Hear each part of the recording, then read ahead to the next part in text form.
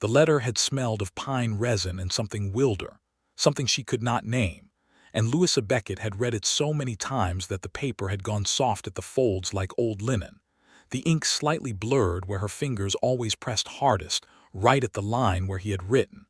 "I am not a man of eloquent words, Miss Beckett, but I am a man of my word, and my word is that I will do right by you." She had come to believe in that sentence the way some women believed in Scripture. It was the spring of 1878 when Louisa climbed aboard the Butterfield stage in St. Louis with one trunk, a carpet bag, a small silver locket that had belonged to her mother, and a name written on a folded piece of paper tucked inside the bodice of her green traveling dress. The name was Elias Crane. The name had been given to her by the Weston Matrimonial Agency of Missouri, which promised, in its broadside advertisement, that it matched ladies of refinement and good character with gentlemen of means and property in the Western Territories. It had cost Louisa 3 weeks of her seamstress wages to pay the agency fee, and she had considered it the most sensible investment she had ever made, given that St. Louis held nothing left for her, no family, no prospects, no future that did not involve squinting over other women's hems until her eyesight failed her entirely. The journey west took 9 days. 9 days of dust that crept into every pore, of wheels cracking over ruts and the driver cursing at the mules, of stops at relay stations that smelled of horse sweat and old grease, of fellow passengers who came and went, a preacher going to Albuquerque, a land agent who talked without ceasing about railroad contracts, 2 brothers heading to the silver mines near Tucson who fell asleep on each other's shoulders within the first hour and barely woke for the rest of the trip. Louisa sat with her carpetbag on her lap and watched New Mexico territory unfold outside the window like something she had never been told existed, vast and ochre and terrifyingly beautiful, the sky a blue so deep it seemed to press down like a warm hand. By the time the stage rolled into the town of Cato, New Mexico territory, on a windy Tuesday afternoon in late April, Louisa had rehearsed her first words to Elias Crane approximately 47 times. She would be composed. She would be warm but not forward. She would shake his hand and say she was pleased to make his acquaintance, and she trusted the journey had not inconvenienced him too greatly in the waiting. She had not anticipated the reality of Cato, which presented itself first as a smell, dust, and horse manure, and something frying in lard, and then as a sound, which was the wind battering a loose shutter somewhere and the distant ring of a blacksmith's hammer, and then as a sight, which was a single main street of wide-spaced buildings in varying states of completion, a water trough in front of the general store, a 2-story hotel called the Dusty Rose with a faded painted sign, and a small crowd of perhaps a dozen people who had gathered to see the stage come in, because in Cato in 1878, the twice-weekly stage was still the principal event of any given day. Louisa descended the stage steps with as much dignity as 9 days of travel permitted, which was not a great deal. Her green dress was gray with dust, her hair had escaped its pins in approximately 6 distinct places, and she had a cramp in her left leg that she was determined not to show. She stood on the packed dirt of the main street and looked at the people looking at her, and she looked for a man who matched the description the agency had given her: Elias Crane, age 35, rancher, brown hair, of medium height and solid build, owner of the Crane Flats property 8 miles east of town. What she saw instead was a man leaning against the post of the stage depot with his arms folded and his hat tipped slightly against the wind, watching her with an expression she could not immediately categorize. He was not medium height. He was considerably over 6 feet, broad through the shoulders in a way that suggested hard work rather than indulgence, with dark hair that was nearly black and a jaw that could have been cut from the same sandstone cliffs. She had been watching out the stage window for the last 2 days. He wore a plain dark vest over a collarless shirt, trousers the color of dried grass, and boots that had seen considerable use.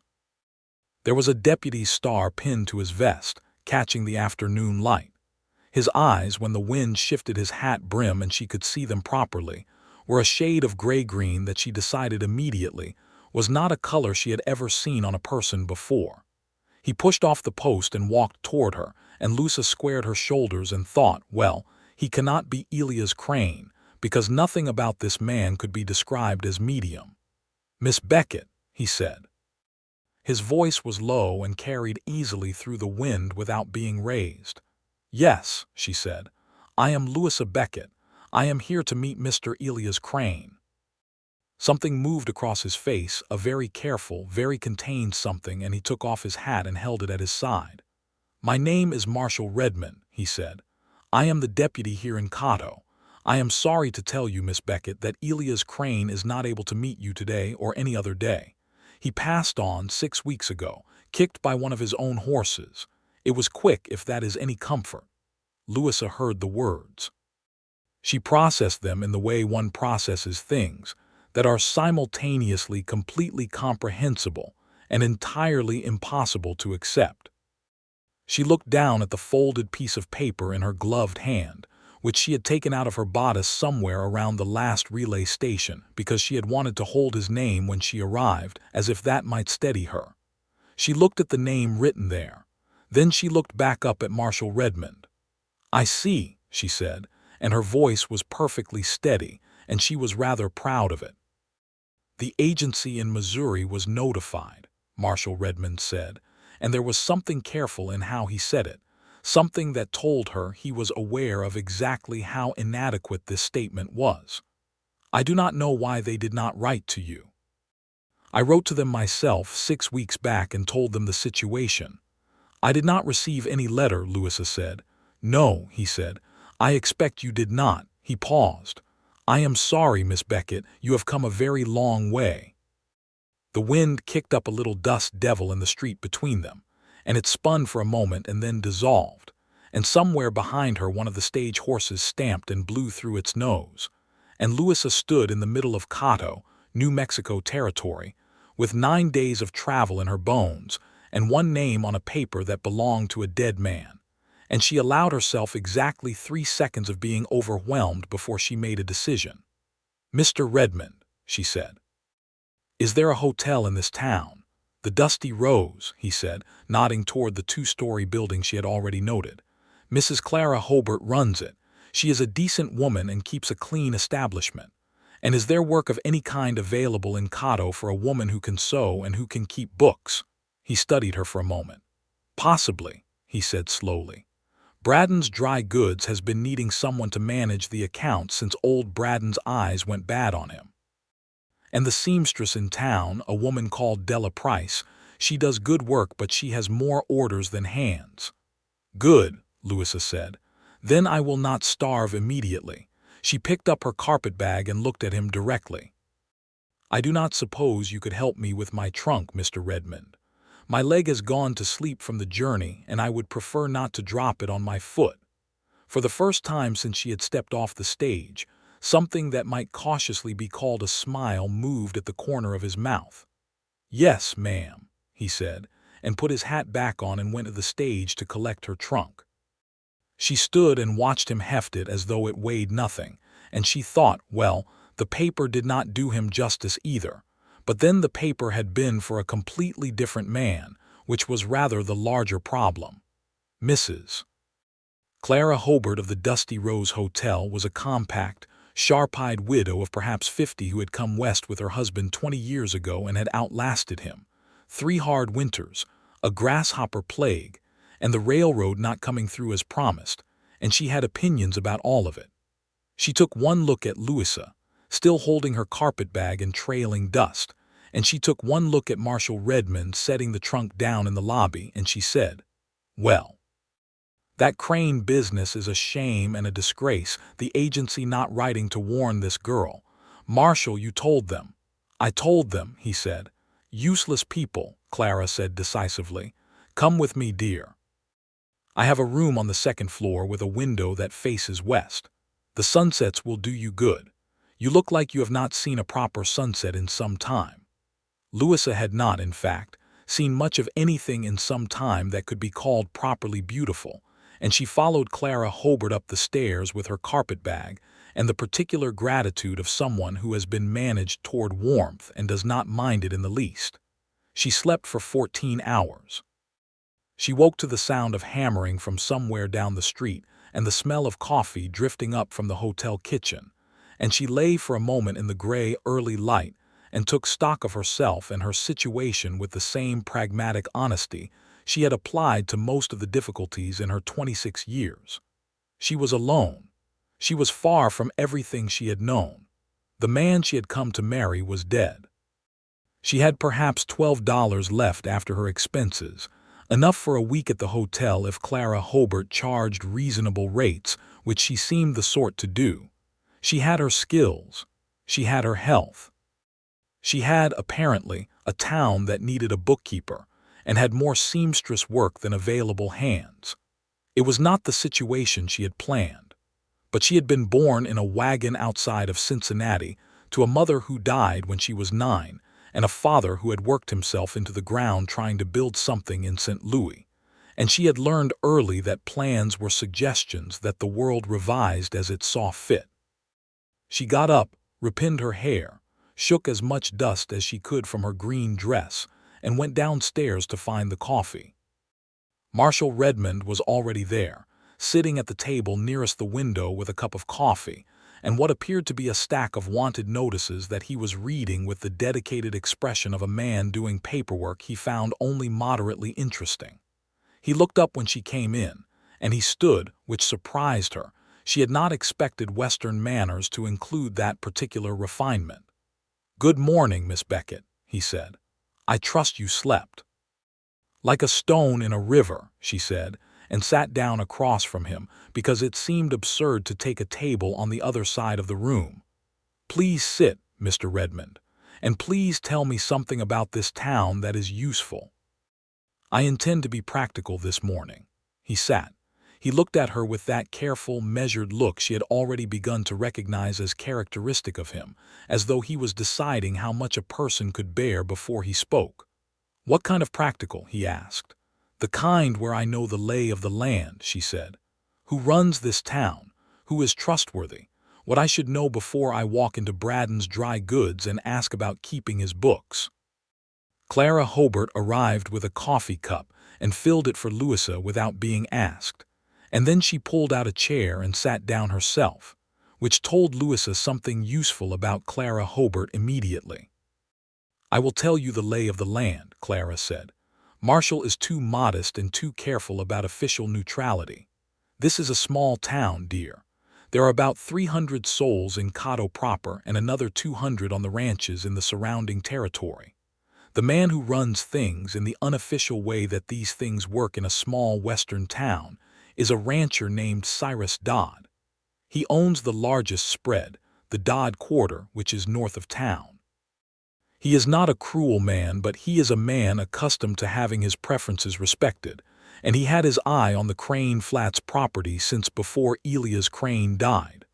Marshall said nothing, but the line of his jaw went slightly tighter. "Braden's Dry Goods is run by Harmon Braden, who is 63 years old and honest as rain," Clara continued. "His eyesight has been failing for 2 years, and he needs someone to manage the inventory ledgers. His daughter was doing it, but she married a man in Santa Fe last autumn and moved away. You would do well there. As for Della Price, she is a friend of mine and she will be glad of help." "And the deputy," Louisa said, glancing at Marshall. "What is his lay of the land?" Clara smiled just slightly. Marshall looked at his coffee cup. "Marshall Redmond came to Cato 4 years ago," Clara said. "He is from Texas originally. He has a small property east of town, 10 acres, a good house he built himself on the edge of the Painted Creek.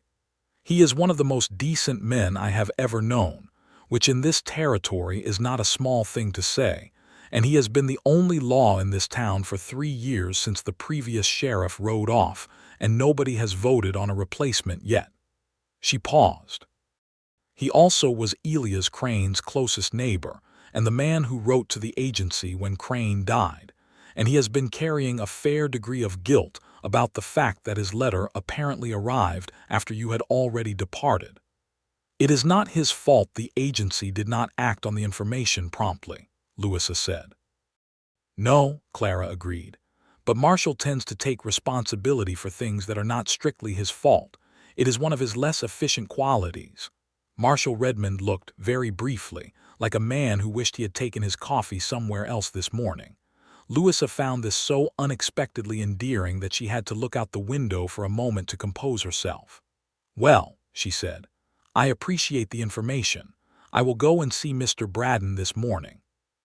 Harmon Braddon was everything Clara had said: short, broad, squinting through spectacles as thick as glass jar bottoms, with a beard that appeared to be hosting a small wildlife population and hands like slabs of old saddle leather. He listened to Louisa explain her situation in the dry, straight-spined way she had of presenting herself when she was uncertain and did not wish it to show, and when she was done he said, "Can you do sums in your head?" "Yes, sir," she said. "What is 47 multiplied by 12? 564, she said immediately. He blinked at her through the thick spectacles. "You are hired," he said. $6 a week. You keep the inventory ledgers and you count the till at closing and you write the orders to the suppliers in Albuquerque. If you need to read the ledgers to me at end of month because my eyes are giving me trouble, that is part of the arrangement." "Thank you, Mr. Braddon," she said, and shook his enormous hand. She started that afternoon.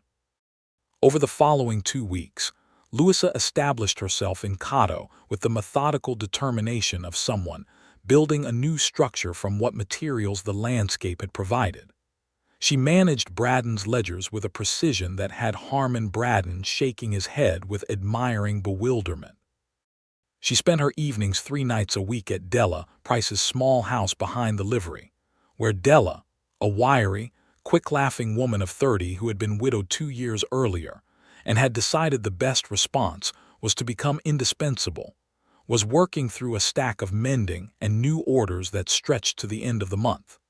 Louisa's neat stitches and her ability to cut patterns by eye made Della practically emotional with relief. She ate her meals at the Dusty Rose, and 3 or 4 mornings a week, Marshall Redmond was already there when she came down. It was not a deliberate thing, or at least it did not begin as one. He made his morning rounds early and often stopped at the hotel for breakfast, a habit he had apparently maintained long before Louisa arrived. But somewhere in the second week, it became the case that he began arriving when she came down rather than before, and that their conversation stretched past the point that was strictly necessary for 2 people who were merely acquaintances. He told her things about the territory with the careful, considered manner of someone who chose words the way other people chose tools, for fitness rather than ornamentation. He told her which plants in the desert were useful and which were deceptive, and how the light in New Mexico was different from Texas, and how the Painted Creek ran down through Red Rock in the summer and went nearly dry by August. He told her about the Apache communities to the south, which he spoke about with a straightforwardness and an absence of the casual contempt she had sometimes heard from other men, acknowledging the injustice of the reservation policies of the time with a plainness that surprised her. The way men who had been dispossessed of everything they had known were being pressed further and further into impossible conditions, and how he thought about that. Though he was only a deputy in a small town, and the weight of federal policy was not something one man with a badge in Cato could move. She told him about St. Louis, about the seamstress shop on Chestnut Street where she had worked for 4 years, about the smell of the river in summer and the ice trade in winter, about her father who had believed in this country with a faith so entire it had eventually worn him down to nothing, who had died when she was 22, and left her with the knowledge that belief in something was not the same as being sustained by it. "Is that why you came west?" Marshall asked one morning around the end of the second week, and it was the most direct personal question he had asked her. She considered it honestly. "Partly," she said, "partly it was practical, and partly I think I wanted something to have been my own decision. I had been following other people's needs my whole life. My mother's illness, my father's struggles, the shop, the agency and the marriage arrangement, even that was partly practical, but coming here, that was mine. He looked at her for a moment in that steady way he had. It takes something, he said finally, to step off a stage in a place you have never been with the news that the plan has changed and just decide to make something else work. What else is there? She said. He was quiet for a second. Most people would have gotten back on the stage, he said. I am not most people, she said, and she did not mean it as a boast, just as a plain fact. No, he agreed quietly. You are not. The third week brought complications. Cyrus Dodd rode into town on a Wednesday, which he did regularly, with two of his ranch hands and the air of a man arriving at his own property. He was big in the way of men who had always been deferred to, with iron-gray hair and a sun-darkened face and very pale blue eyes that assessed everything they landed on. He came into Braden's dry goods to check on an order of fence posts, and he found Louisa behind the counter with the ledgers. He looked at her with those pale blue eyes, and he said to Harmon Braden, who was behind him sorting nails, "Who is this?" "That is Miss Louisa Beckett," Braden said. "She manages my books." Sharp as a tack, Cyrus. Best thing to happen to this store in years. Dodd looked at Louisa with an expression she had seen before on men who had decided they were allowed to look at women as objects of assessment rather than people. "You are the woman who came west for the Crane arrangement," he said. "I am," she said, and she matched his directness without flinching. "Shame about Crane," he said, in a tone that was perfunctory rather than sincere. "I have been in discussions with his estate. The Crane Flats property may be coming available in due course." "I imagine so," Louisa said pleasantly, and went back to the ledger. He seemed mildly surprised that she did not continue the conversation, and after a moment he turned back to Braden and the fence posts. But when he left, he paused at the door and looked back at her once, and the expression on his face was not quite something she could name yet, but she filed it away in the careful mental ledger she kept for people who warranted watching. That evening she mentioned Dodd to Marshall over supper at the hotel, in a casual way, simply noting that he had come into the store and what he had said about the Crane Flats property. Marshall's expression did not change dramatically, but something settled in it, something that became, very slightly, more deliberate. "Crane had a will," he said, "left the property to his brother in Kansas. Dodd knows that, but the brother has not come to Cato yet to deal with the estate, and Dodd is impatient." "He is a man who gets what he wants," Louisa said. "He is a man who has gotten what he wants in this territory for a long time," Marshall said carefully. "That is not always the same thing." She studied him across the table. "Are you worried about him?" He was quiet for a moment. "I am cautious," he said. "There is a difference." "Are you ever not cautious?" she asked, and she had not intended for it to come out quite as warmly curious as it did. He looked at her and something shifted in those gray-green eyes, something that was very brief and very unguarded before he collected himself. "Not often," he said quietly. The fourth week, Della Price pulled Louisa aside after they had finished an evening of sewing and said, without preamble, "Marshall Redmond has not looked at a woman in Cato since the day he arrived." Louisa kept her eyes on the thread she was winding onto a spool. "I was not aware I had said anything about Marshall Redmond," she said. "You didn't have to," Della said cheerfully. "You have a very telling face for someone who thinks they are being composed." She paused. "He is a good man, Louisa. I want you to know that from someone who is not Clara, because Clara is moderately in love with him herself in the platonic way older women sometimes are with men who are decent and capable. He is genuinely good, not performing goodness, actually good. There is a difference in my experience." Louisa set down the spool and looked at her. "I am not here to find another arrangement," she said. "I have just found my footing." "I know," Della said. "I am just telling you what I see. What you do with it is entirely your affair." The thing was, Louisa knew what she was seeing too. She was not a woman who blinded herself to her own feelings. She found that kind of self-deception more exhausting than its alternative. She knew that she looked forward to the mornings at the Dusty Rose with a warmth that was distinct from simply needing coffee.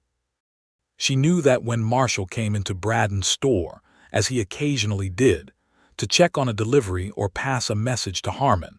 The room seemed to become more orderly and more interesting simultaneously, which she recognized as a somewhat irrational response to another person's presence.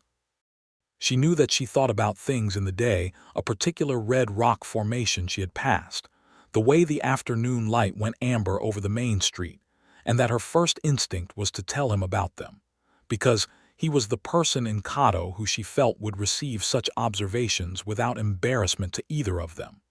What she was less certain of was what he was feeling.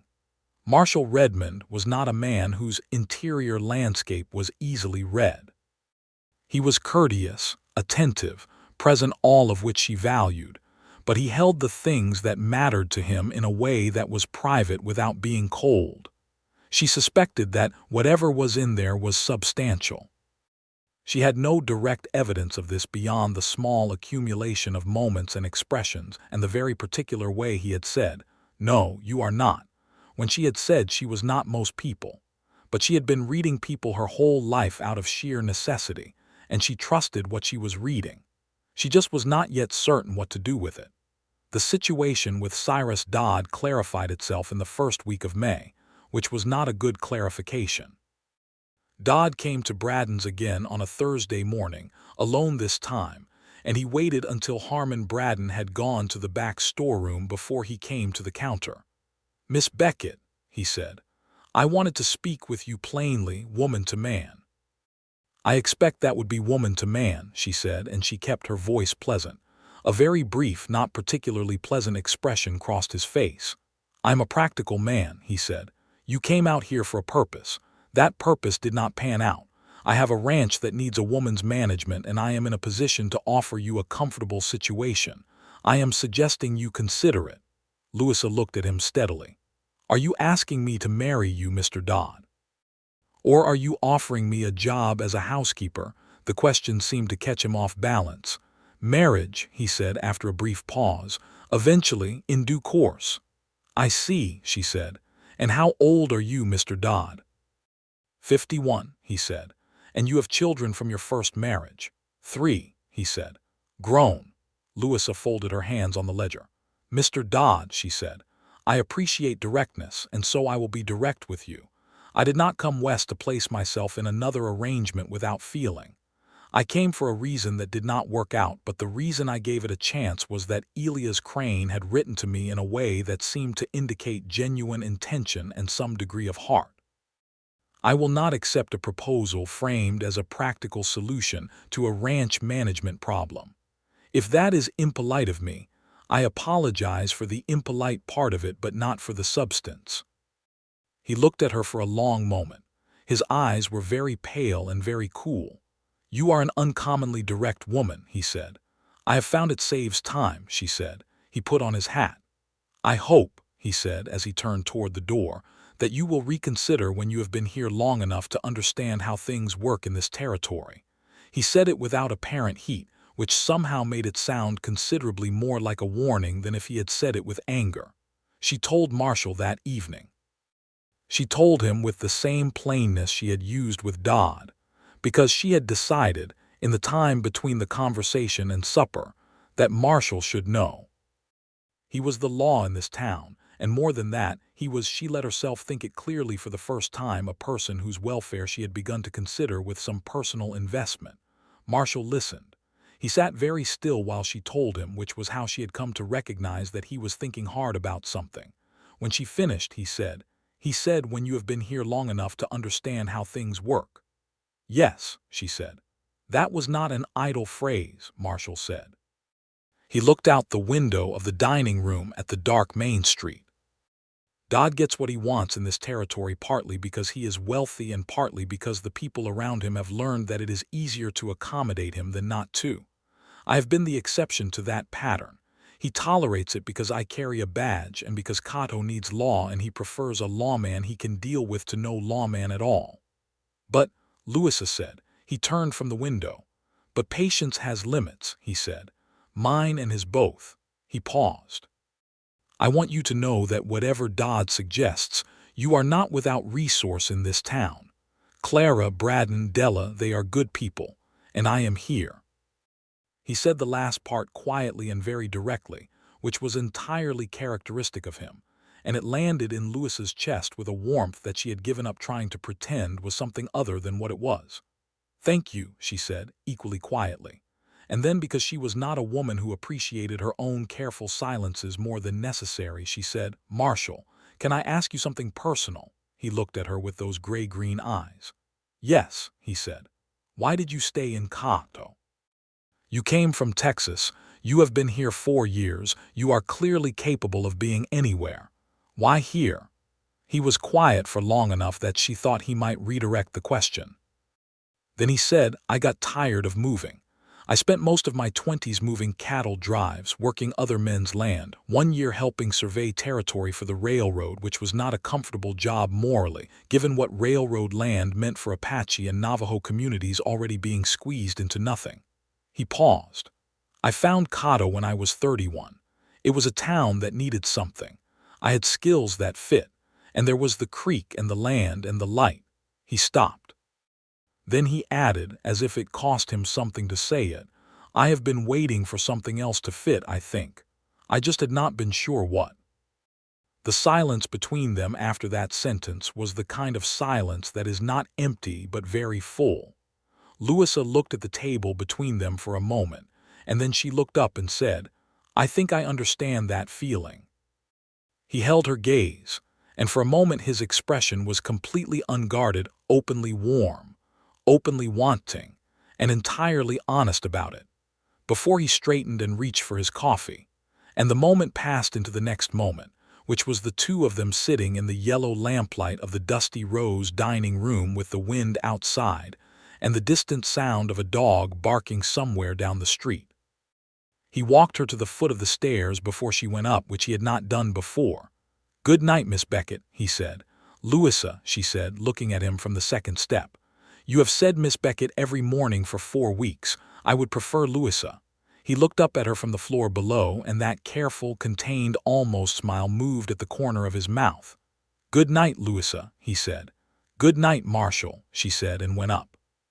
She sat on the edge of her bed for a while in the dark, and listened to the wind and thought about the shape of her life here in Cato, how solid it had become in just 4 weeks, how it had taken a form she had not anticipated, but which fit her in ways that the St. Louis life had never quite managed to. She thought about Elias Crane, whose name on a paper had brought her here, and she felt for him a gentle, honest grief, not for herself, because she had not known him, but for the simple fact of a life cut short. She hoped he had been a decent man. The letter had suggested he might have been. And then she thought about Marshall Redmond, which was a different kind of thinking entirely. In the second week of May, Marshall asked her to ride out with him to see the Painted Creek. He asked it in the morning over coffee, with the careful casualness of a man who had been choosing his words for some time. "I have to check the eastern line on Saturday. There have been some cattle gone missing from Crane's land, which is unoccupied at present, and it is part of my rounds to keep an eye on it. The creek comes through there. I thought you might like to see it." He paused.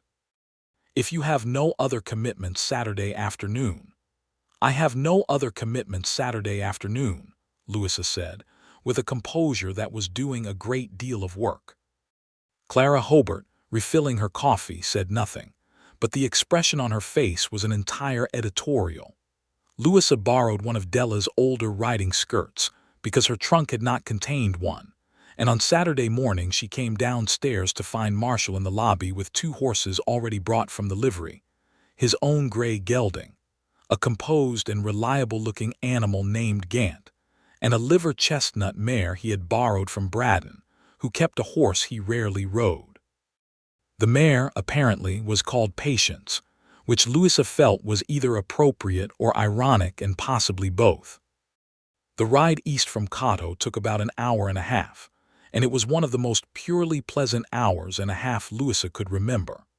The land opened up outside town into grassland and red clay, with mountain cedar and juniper scenting the air, and overhead the sky was doing something complicated with clouds and light that produced the particular New Mexico effect of making the world look freshly made. Marshall rode at a comfortable pace and pointed things out. A hawk riding a thermal, a cluster of century plants, the distant mark of the Dodd quarters fence line running north, the place where the land broke into arroyos and the creek had its origin in a seasonal spring. They did not talk constantly, which she found she valued. They could also be quiet together in a way that was companionable rather than awkward, and she had met very few people in her life with whom that was true. The painted creek came up through a shallow canyon of red and cream rock, and the water, which was still running well in early May, had the cold clarity of something very old and unhurried. They stopped on the bank and let the horses drink, and Louisa stood in the creek-cooled air and looked at the rock walls with their dark streaks of mineral deposit, and thought that she could understand why a person would want to plant themselves near something like this and stay. "Your property is along here?" she asked. "About a mile further," he said. He was standing a little behind her and to her left, watching the hawk that had followed them east.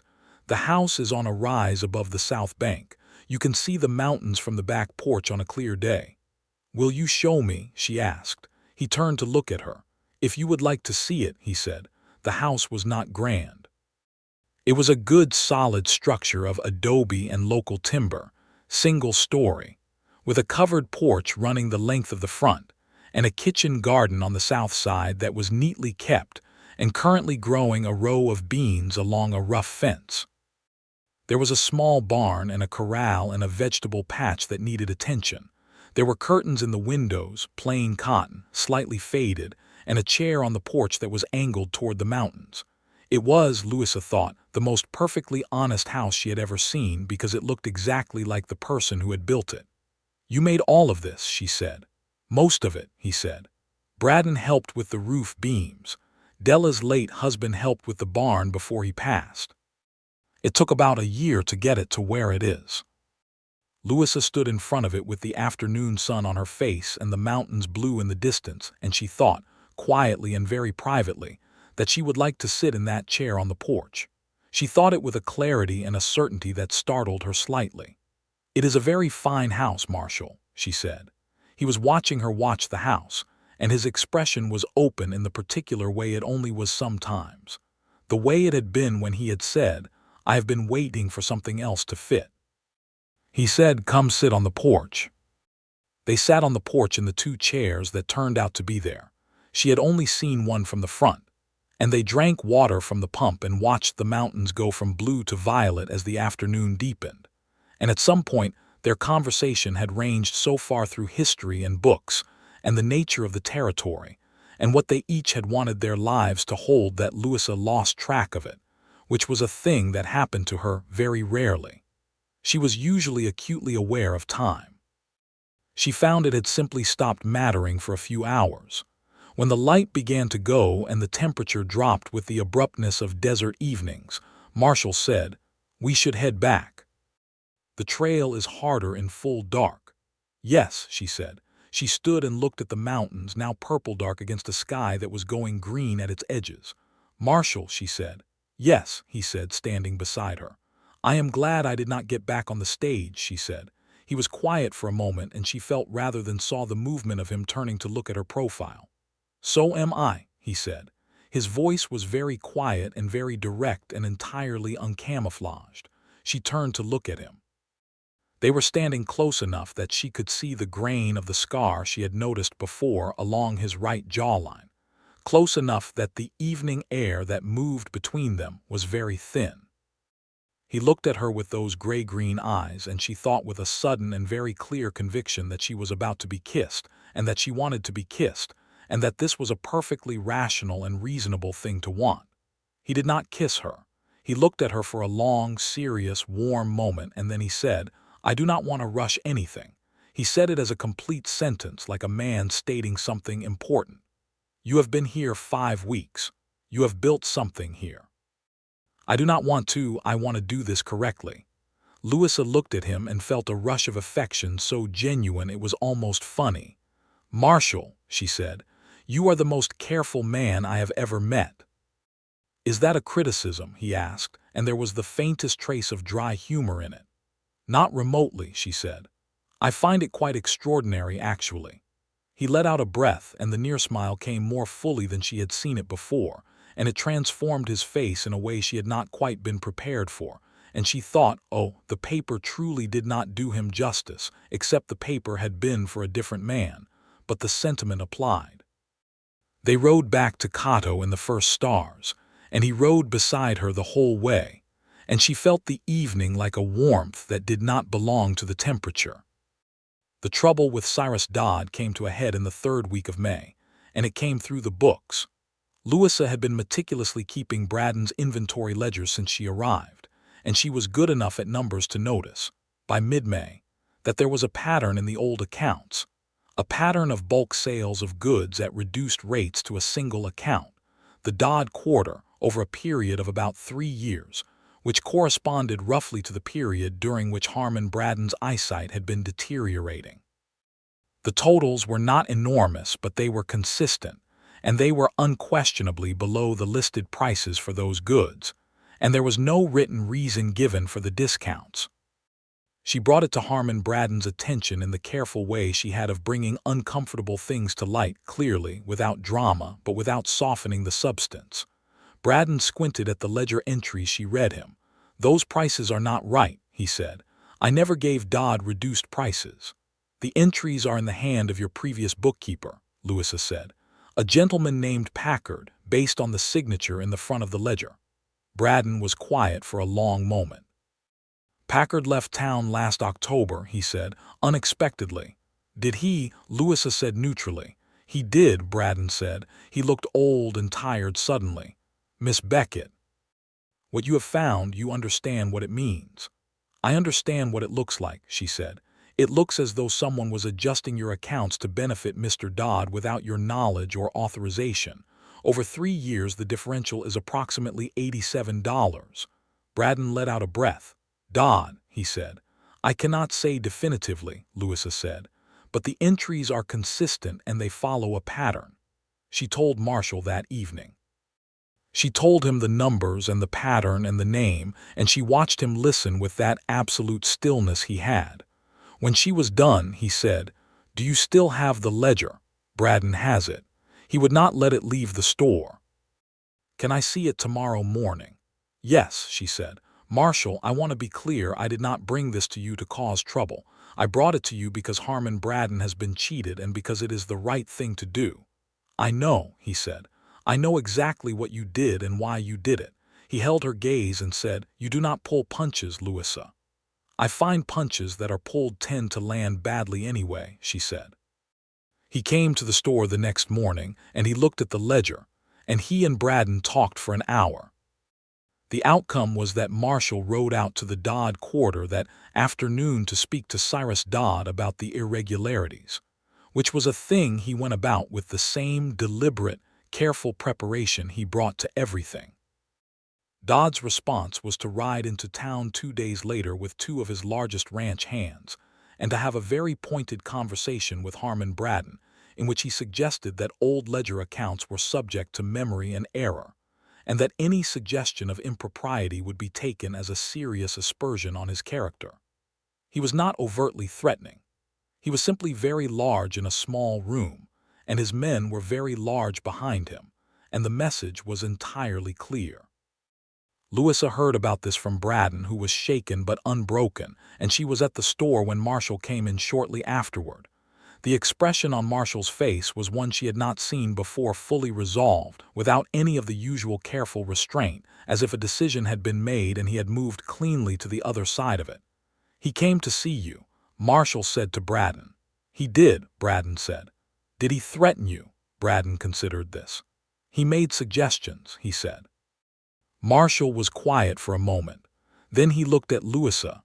She looked back at him, and what she saw in his face was the kind of settled conviction that did not require commentary. "I am going to write to the territorial marshal's office in Santa Fe," he said. "The ledger entries are documentary evidence of fraud. Dodd has operated in this county by the assumption that no one will push back. I intend to push back." Braden said, "Marshall, Dodd has influence in Santa Fe." "The territorial marshal has more," Marshall said. He paused. "I want to do this correctly. I want it on paper and through the right channels. That takes time. In the meantime, nothing changes. Louisa keeps the books, the ledger stays where it is, and Dodd continues to understand that this town has law whether he finds it convenient or not. Braden nodded slowly. "All right," he said. Louisa walked Marshall to the door of the store, and he stopped on the wooden sidewalk in the May morning sun and turned to her. "You are not frightened," he observed, which was accurate. "I am careful," she said. "There is a difference." He looked at her for a moment with something that was openly tender and openly amused. "You remember I said that," he said. "You said it and it was apt," she said. "Marshall, do you want me to be frightened?" "I want you to take care of yourself," he said. Dodd is not used to being crossed. You crossed him twice, once directly to his face when he proposed, and once by finding those ledger entries. He is not going to find that pleasing. "I am aware," she said. "I am also not going to pretend I did not find what I found." He held her gaze. "No," he said, and his voice was warm and sure. "You would not. That is one of the things about you." He stopped himself, and the near smile moved. "I have a list, apparently." She felt warmth move through her from somewhere central.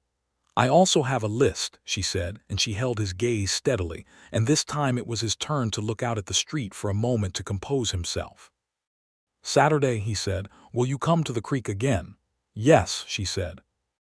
They went to the creek on Saturday, and it was different from the first time, which had been beautiful, because this time there was between them the established warmth of people who have been circling something and have both decided privately to stop circling.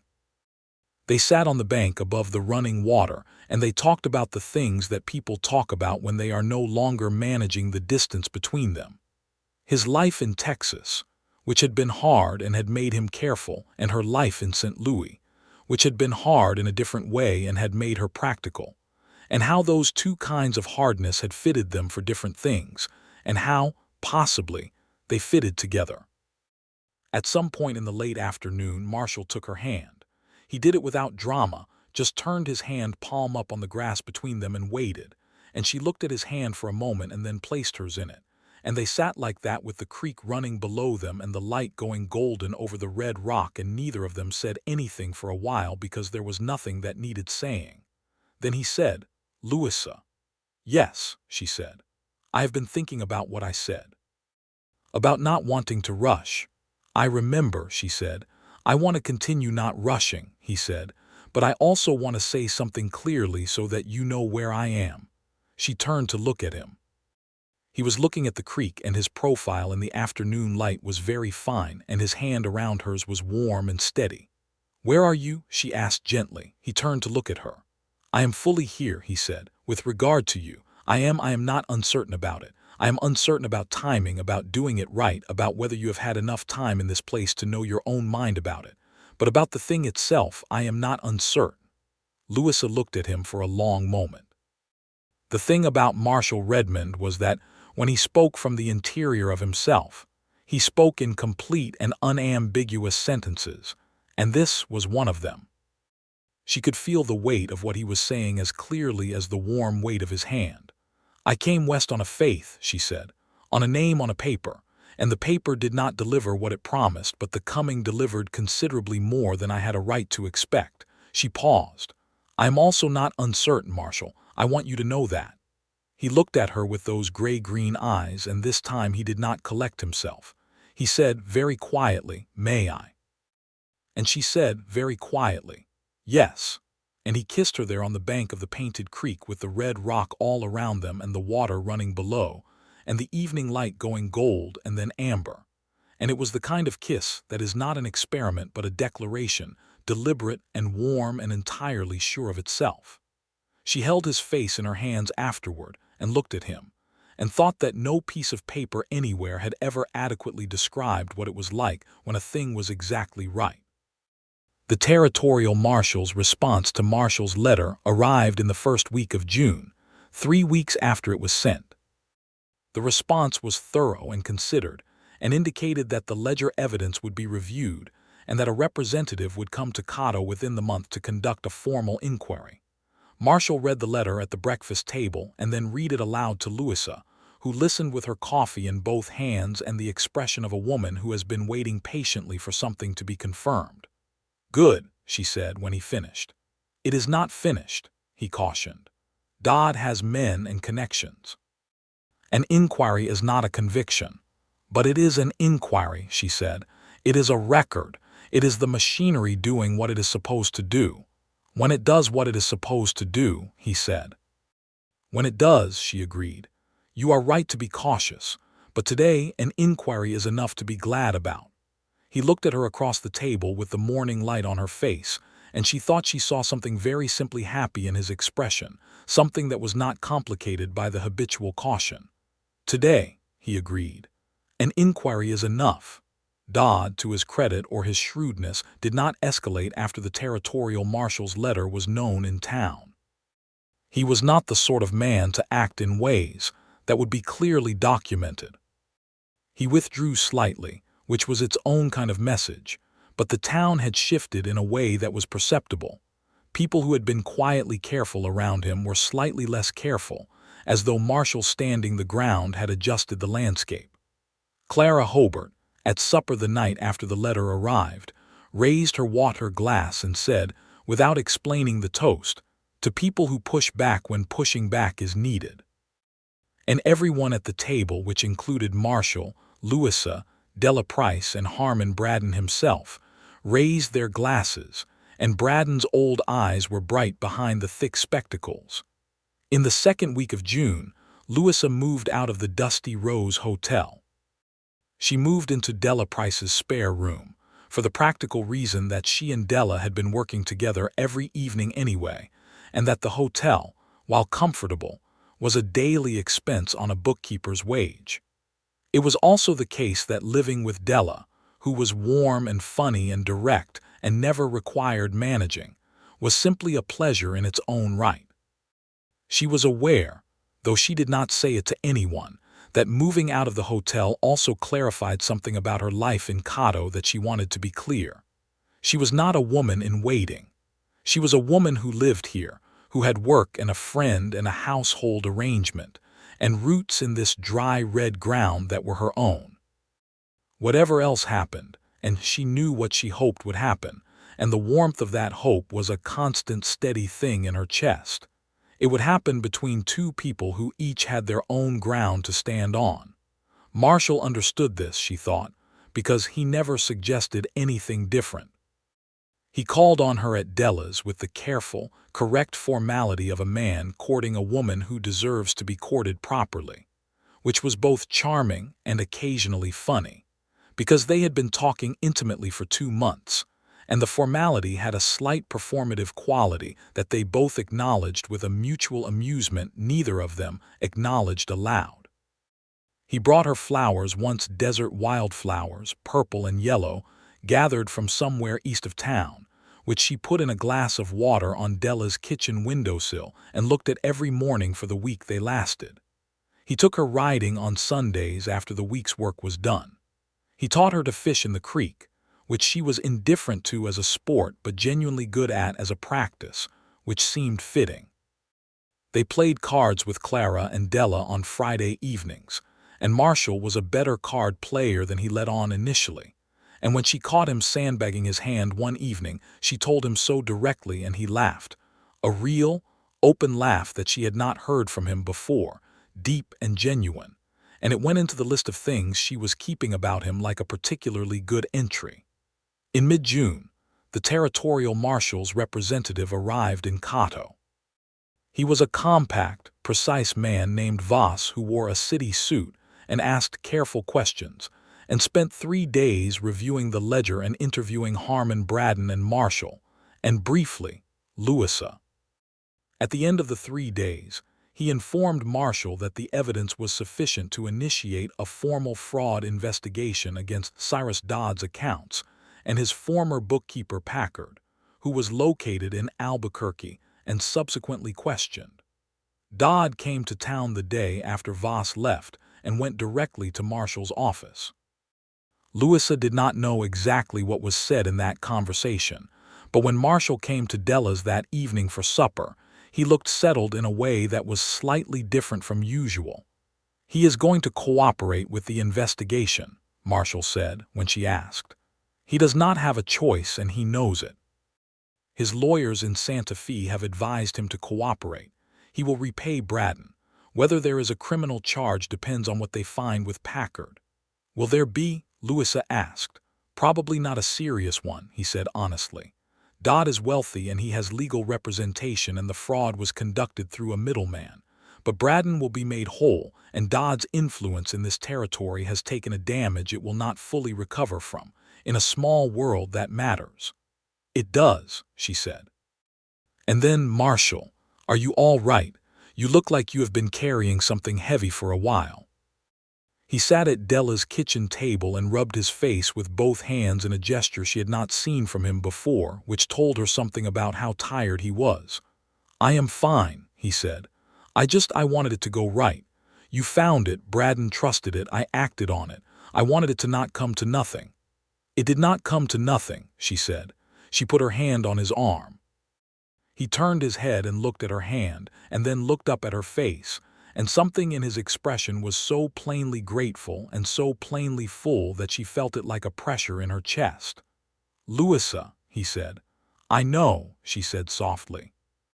Della, who was clattering dishes at the dry sink, said, without turning around, I am going to go and check on my chickens. You do not have chickens, Louisa said.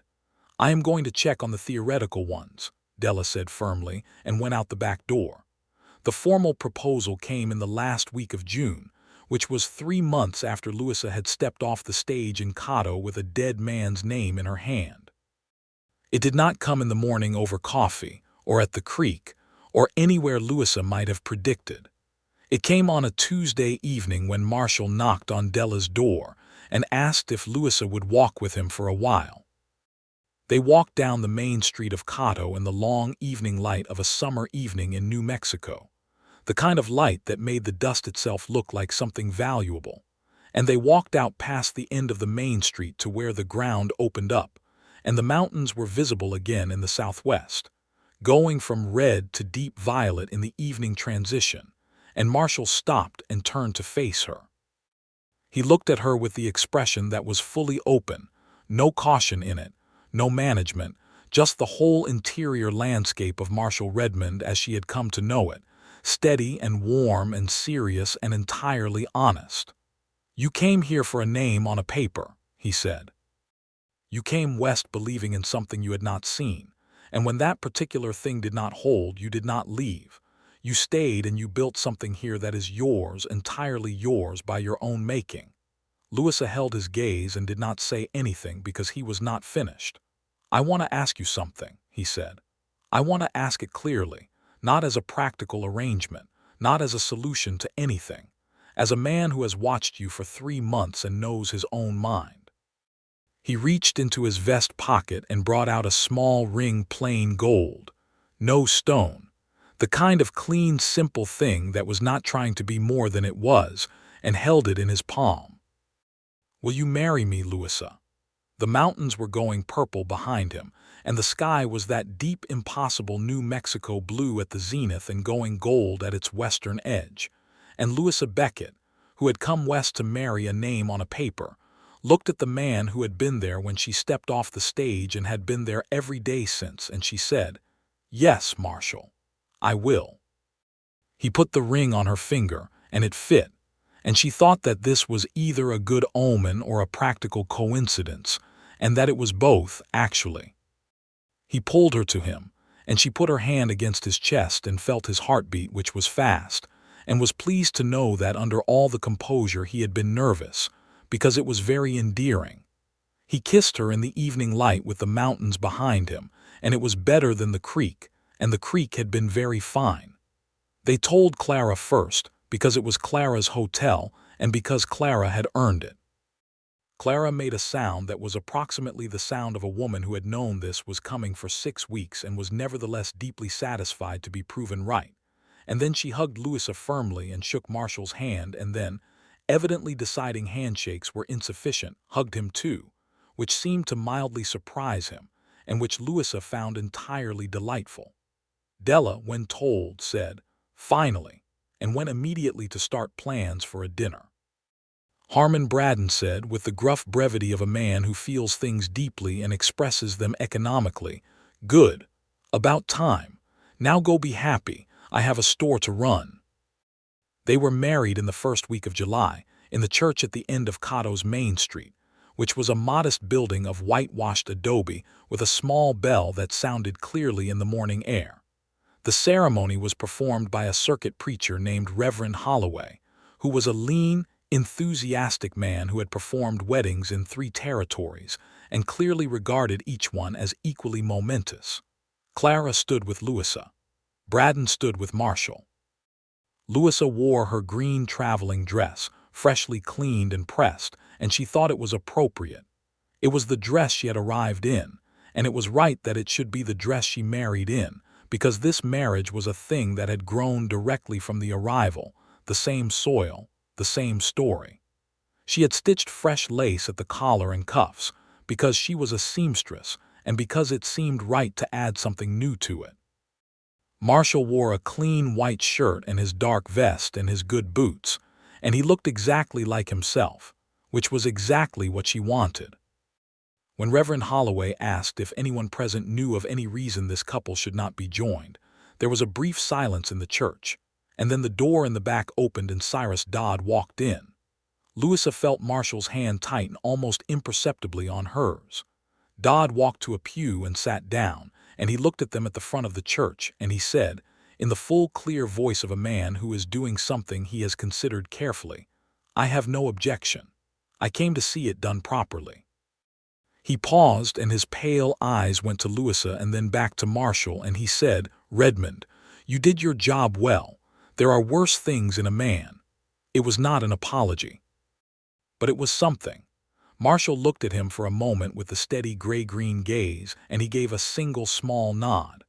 Dodd settled into the pew and the ceremony continued. Louisa whispered, "Were you expecting that?" And Marshall murmured back, "No," and she could feel the surprise in it, and the considered response following the surprise, and she thought that this was the whole of him in 2 words, and it was entirely characteristic. Reverend Holloway, who had maintained his composure admirably throughout the interruption, said, "Now, then." "Where were we?" and found his place and continued. And Louisa and Marshall were married in the light that came through the simple windows of the whitewashed church in Cato, New Mexico Territory, on a July morning in 1878. They had a wedding dinner at the Dusty Rose, Clara's best effort, which turned out to be considerable roast beef and fresh bread and canned peaches served with cream, and a small cake that Della had made, and wine that Braden had produced from somewhere in the back of his store, and which was better than it had any business being given its origins. The whole small community of people who had become Louisa's people in 3 months sat around the table and talked and laughed, and at some point late in the evening, Clara Hobart gave a toast that involved the word stubbornness, in what was clearly an admiring sense, and Braden gave a toast that was 3 words, worth every penny, which referred to Louisa's wage, but which seemed to contain a broader endorsement. And Della gave a toast that involved the phrase, the best kind of wrong turn, and made Louisa laugh until she cried a little. Marshall watched all of this from beside her with his arm behind her chair, and his expression that of a man who is so entirely where he wants to be, that the fact of it is almost too much to look at directly. They went to the house on the Painted Creek that night, which was their house now, and it was different from every time she had been there before, because the lamps were lit, and the kitchen had food in it, and her trunk was in the bedroom, and the whole thing settled around her like something that had been waiting to be completed. She stood on the porch in the summer dark and looked at the mountains, which were invisible but present, and Marshall came and stood beside her, and she leaned into his side and his arm came around her, and they stood there in the warm New Mexico night with the creek running below them in the dark. "Are you happy?" he asked quietly. "Extraordinarily," she said. He pressed his lips to her hair. "Good," he said. The months that followed were the making of a life.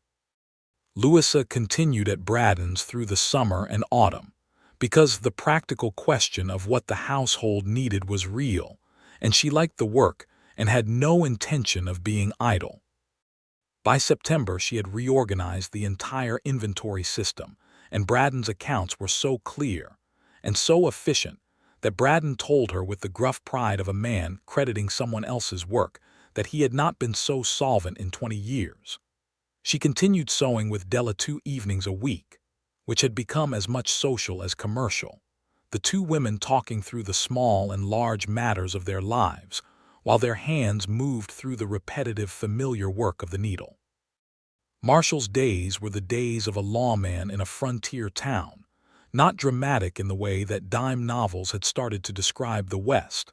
Louisa had read one, found at the relay station on her journey west, and had thought it bore roughly the relationship to real life that a theatrical poster bears to an actual play. His work was largely the patient, daily maintenance of order and community, resolving disputes about fences and water rights and debts, managing the occasional drunk with the restraint of a man who preferred to talk before resorting to other measures, riding his circuit of the eastern county land, writing his reports to the territorial office in a hand that was precise and plain and entirely readable. In October, the fraud investigation concluded. Packard, Dodd's former bookkeeper, testified and reached an arrangement with the territorial authorities. Dodd repaid Braden the $87 with interest, which Braden accepted with dignity and no commentary. The criminal charge against Dodd himself was ultimately not pursued, which Marshall had predicted, and which frustrated him in the principled way that injustice frustrated him, not with despair but with a clear-eyed, continued determination to hold the line where the line could be held. He got away with the larger part of it, Louisa said one evening, when the final letter from Santa Fe had been read. He did, Marshall said. He also lost his leverage in this town, and he knows it. There are different kinds of accountability. That is a very measured view, she said. It is the view that keeps me functional, he said honestly. She looked at him across the kitchen table. I know, she said. I'm not criticizing it. I share it more or less. I just wanted to say it out loud. Say it out loud as often as you need to, he said. That is what I am here for, among other things. She threw her dish towel at him. He caught it, looking entirely unsurprised, and the expression on his face was the full, open version of the smile she had spent 3 months extracting from its careful housing, and it was, she thought, one of the better sights in the territory. By November, Louisa knew she was expecting a child. She told Marshall on a Sunday morning, sitting at the kitchen table with the early winter light coming through the window over the dry sink, and she told him plainly and directly, as she did everything, and watched his face. The thing that happened to his face was something she would remember for the rest of her life. It was not the dramatic expressiveness of a man performing reaction. It was the thing that happens to a person's face when something so essentially right occurs that every internal mechanism they possess simply stops being managed and becomes itself full and warm and completely exposed. His eyes went bright, and he reached across the table and took both her hands and held them, and he looked at her for a long moment without saying anything, and then he said very quietly, "Louisa." "Yes," she said softly. "Thank you," he said, which was not what she had expected him to say, and which was also, she thought, exactly right. He came around the table and pulled her to her feet and held her carefully and firmly, the way a man holds something that is both precious to him and fully capable of taking care of itself, and she put her face against the side of his neck and felt his warmth and the beat of his pulse, and thought about the letter she had read 47 times on the stage journey west, the one from a dead man she had never known, and how it had said, "I am a man of my word, and my word is that I will do right by you." And how the man whose arms were around her now had been doing right by her since the moment he had walked across the dusty main street of Cato and taken off his hat. The winter of 1878 to 1879 was mild by New Mexico standards, which meant it was cold enough at night to require a fire and cold enough in the mornings to make the creek run with a thin edge of ice along its shallows. Louisa and Marshall settled into the house on the Painted Creek with the easy, productive rhythm of two people who are genuinely compatible, who disagree sometimes, as honest people do, about specific things, but who are in agreement about the essential nature of how to live. She was working less at Braddon's as winter progressed, spending more time on the house, on Della's sewing, on the slow and increasingly physical reality of the pregnancy. He rode his circuit and managed his duties, and came home to her every evening with the consistency of a man who considers coming home a pleasure rather than an obligation, which she thought was one of the finer things a person could say about a marriage. Clara came to dinner twice a week and stayed to talk. Della came on Wednesdays. Braddon sent things over from the store with notes written in his enormous, bad eyesight hand that were hard to read but always warm. The community of Cato, in the small and practical way of frontier communities that knew their own survival depended on mutual support, had gathered around them. In February of 1879, Elias Crane's brother arrived from Kansas to deal with the estate. He was a quiet, methodical man named Theodore Crane who looked nothing like what Louisa had imagined of Elias, and who settled the property business with Marshall's help, and then stopped by the house on the Painted Creek before he left town. He sat at the kitchen table and had coffee and told Louisa a few things about Elias, that he had been a hard worker and a fair man, that he had genuinely wanted to build something in New Mexico, that he had written to Theodore about the woman he was hoping to meet from the agency with something that sounded like real anticipation. "He would have been glad to know you landed well," Theodore said, looking around the kitchen with its hanging herbs and its neat order and the sound of the creek outside. "I think he did me a good turn," Louisa said honestly, "by having his name on that paper, whatever he intended." Theodore looked at her and then at Marshall, who was leaning in the kitchen doorway with his coffee. "That is a generous way to look at it," he said. "It is the honest way," she said. "I am sorry for your loss, Mr. Crane. I think your brother must have been a good man." Theodore Crane left the next morning, and the Crane Flats property sold to a young couple from Colorado who arrived in March with a wagon full of hope and very little else, which Louisa felt was exactly the right condition in which to arrive in New Mexico territory. Their son was born in March of 1879, in the house on the Painted Creek, delivered by a capable woman named Mrs. Agnes Ruiz, who had delivered approximately half the children in the county, and who managed the whole proceeding with a firm, warm efficiency that Louisa found deeply reassuring. Marshall, who had spent the preceding several hours doing a remarkably good impression of a composed man, while being visibly not composed, was brought in when it was over and found Louisa holding the baby, red-faced and furiously present, with the expression of a woman who has just accomplished something extraordinary and is fully aware of it. He sat on the edge of the bed and looked at the baby, and then at Louisa, and then at the baby again, with an expression so entirely unguarded that Louisa felt it as a warmth that started in her chest and went all the way to her fingertips. "He is extraordinary," Marshall said. "He is," Louisa agreed. "He is going to be very loud, I think. He has opinions already." "He has good precedent for that," Marshall said, which made her laugh, which hurt a little but was worth it. "They named him William James Redmond, after both their fathers, which seemed right. He was called Will from the first day because it suited him. He had a willful quality from the beginning that made the abbreviated form both accurate and affectionate." The spring of 1879 settled over Cato and over the house on the Painted Creek, with the sweetness of things that have been earned. The kitchen garden went in more ambitious than last year, because they were 2 and then 3, and the beans and the squash and the row of marigolds Louisa had planted along the fence because she liked them. The creek ran high with snowmelt and then settled into its clear summer voice. The mountains were visible from the back porch most mornings, and Louisa sat in the chair that had always been angled toward them and nursed Will in the early mornings, and watched the light change on the peaks, and felt a contentment so complete that it was sometimes difficult to hold, like very clear water that spills if you grip it, so that you have to learn to carry it with an open hand. Marshall was appointed acting sheriff of Cato County in April of 1879 by a vote of the town council that was unanimous, which was not something that had been achieved unanimously in Cato on anything else in living memory.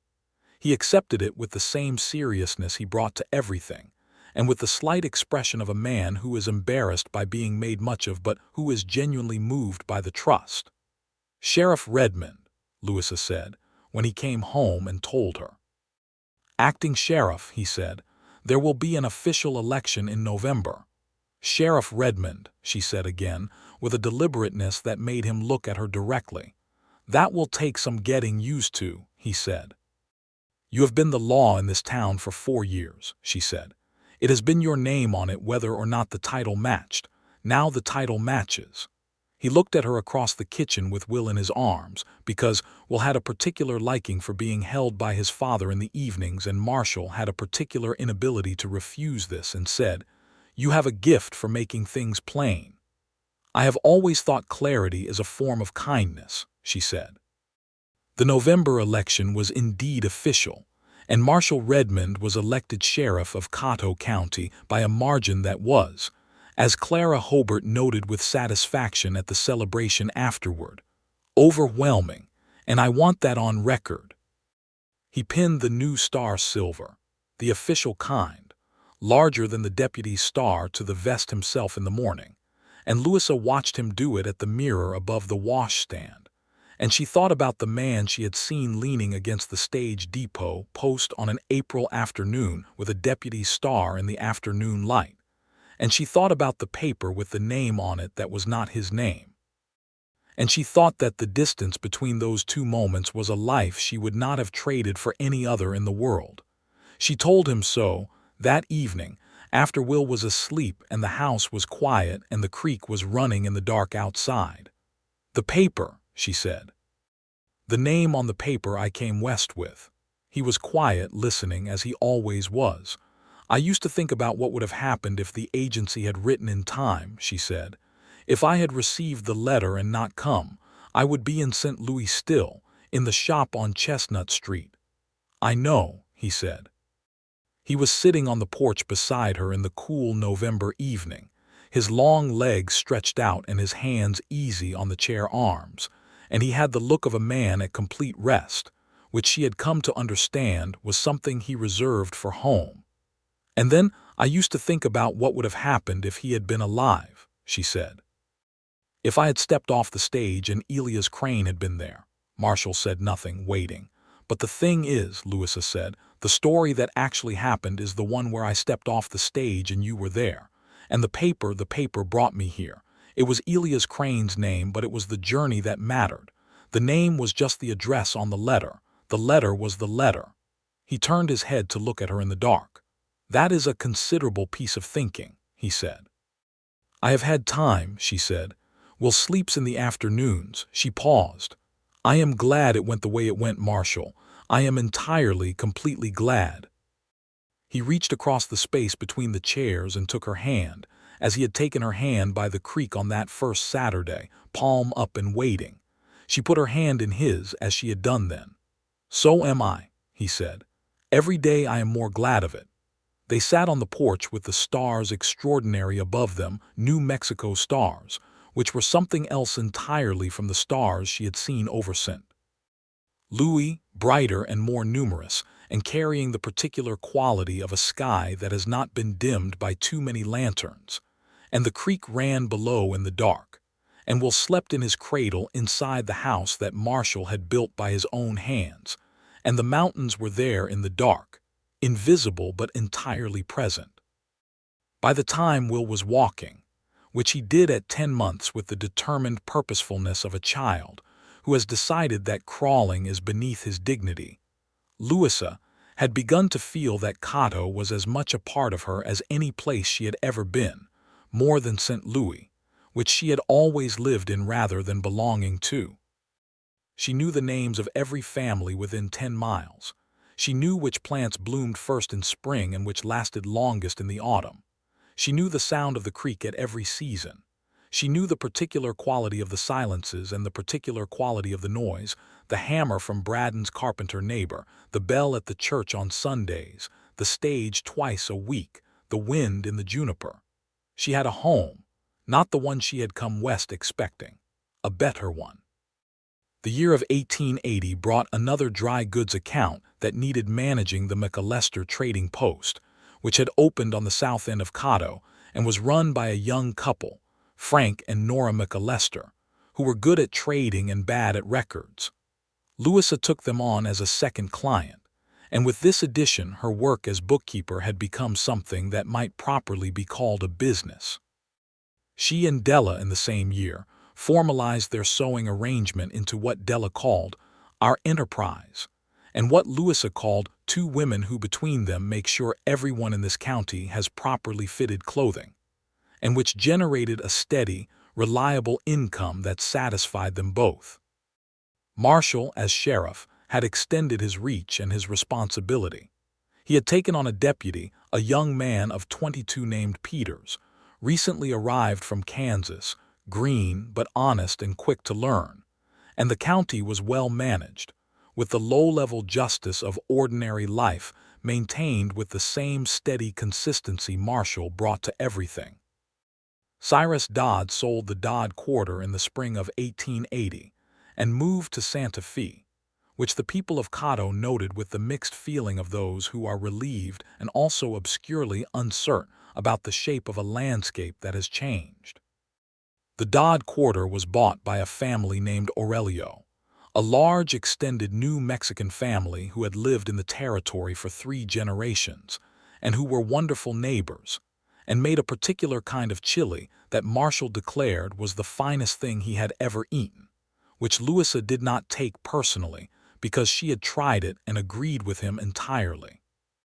The election of 1880 returned Marshall as sheriff without significant contest, because he had become what the territory actually needed, a man of consistent integrity and practical intelligence in a position that required both, and the people of Cato had grown accustomed to the considerable comfort of trusting their law. In the late summer of 1880, Louisa discovered she was pregnant again. She told Marshall in the same way she had told him the first time, plainly, at the kitchen table in the morning light, and watched the same thing happen to his face. "Will is going to have someone to argue with," he said. "I expect so," she said. "He will argue with anyone available." "He gets that honestly," Marshall said, which was another comment she did not take personally because it was accurate. Their daughter was born in February of 1881, in the same room, and attended by the same Mrs. Agnes Ruiz, who had become a dear fixture of their lives and who declared, upon the arrival, that the baby had her mother's eyes, which turned out to be true. They were a clear, level gray, and they assessed the world from the beginning with the same calm appraisal that Louisa brought to everything. They named her Clara Ann Redmond, the first name for the woman who had given Louisa her first room in Cato and her first cup of coffee, and the precise, affectionate management of a woman who knows how to help people without diminishing them. Clara Hobart, when told, made the same sound she had made when informed of the engagement, a sound of deep satisfaction, and then wept somewhat, which she did not acknowledge but which everyone present politely did not comment on. Will, at nearly 2, regarded his sister with the suspicious attention of a person who suspects that a significant alteration to his arrangements has occurred, and then, over the course of a week, accepted her as a fixture with the pragmatic adaptability of his mother. By the time Clara was a month old, Will had taken to sitting beside her cradle and talking to her in the serious, one-sided manner of a child explaining the world, which Marshall reported to Louisa one morning as one of the better things he had ever observed.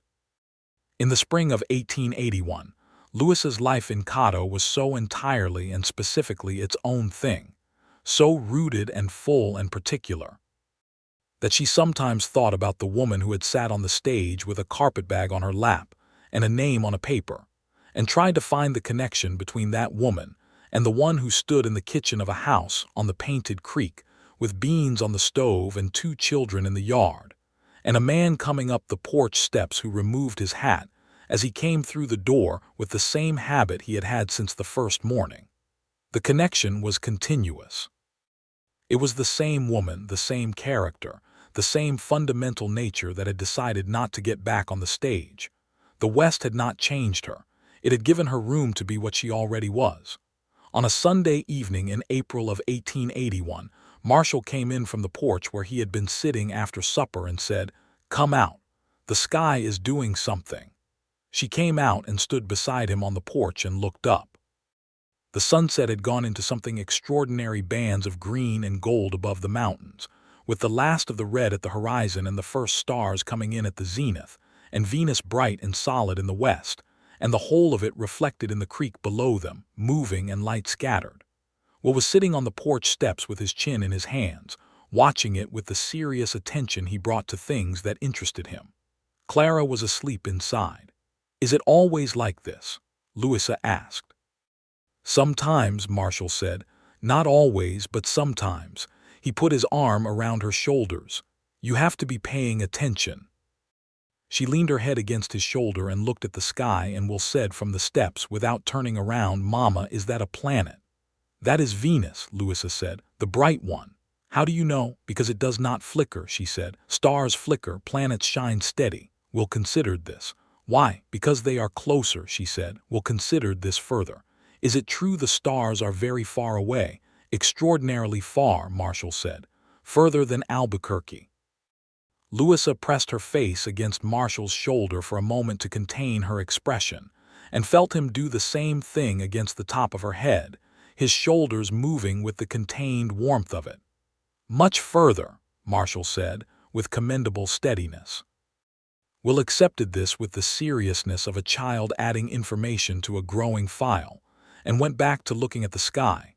And the 3 of them, 4 of them, with Clara asleep inside, were there in the April evening on the porch of the house on the Painted Creek, under the stars and the planet that shone steady because it was closer, in Cato, New Mexico Territory, in the year 1881. In the particular and unrepeatable specific life that had grown from a name on a piece of paper and a stage step and a man who had taken off his hat. It was not the life that had been planned. It was, in every way that mattered, the life that was true. Clara learned to walk that summer, with the same willful determination as her brother, and immediately set about organizing the space available to her with a purposefulness that made every person who observed it, including Mrs. Agnes Ruiz and Clara Hobart and Della Price and Harmon Braddon, comment that the child was the image of her mother. Louisa received this characterization as the compliment it was intended to be, and Will received it as confirmation of something he had suspected. And Marshall said, when they were all in bed that night, and he was looking at the ceiling with the particular contentment of a man at the end of a very full day, "Our children are going to be formidable." "They are going to be extraordinary," Louisa said from beside him. "Those are not mutually exclusive," he said. She turned her head to look at him in the dark. "Marshall, are you happy?" He turned his head to look at her, and even in the dark she could see the expression, could feel the shape of it. "Louisa," he said, "I'm more happy than I knew how to expect." He paused. "Before you came off that stage, I had built a life here that was good and functional and sufficient. I had my work in this house and the creek, and I had stopped asking for more than sufficient because I did not know what more would look like. And now," she said. "Now I know," he said simply. She moved into his side and he put his arm around her, and the creek ran outside in the summer dark, and the children were asleep in their rooms, and the mountains were there in the dark, present and permanent and completely indifferent to the small fierce radiance of the people living at their feet, and yet somehow not indifferent at all, somehow part of the same sentence, the same great ongoing thing that a life is when it finally fits. Louisa Beckett had come west to marry a name on a paper. She had stepped off the stage in Cato, New Mexico Territory, on a windy Tuesday in April of 1878, with dust in her hair and a cramp in her leg and a dead man's name in her hand. And the paper had not done him justice, had not done any justice to the man who had walked across the street to meet her, the man with the gray-green eyes and the deputy's star and the careful, deliberate, entirely certain heart. And she had stayed because she was not most people, and because the coming had been hers, and because some things, the right things, do not require a plan so much as they require the willingness to recognize them when they arrive. The stars above Cato shone steady and enormous in the dark summer sky, and under them, the life that had grown from a single step off a stage went on being exactly and entirely itself.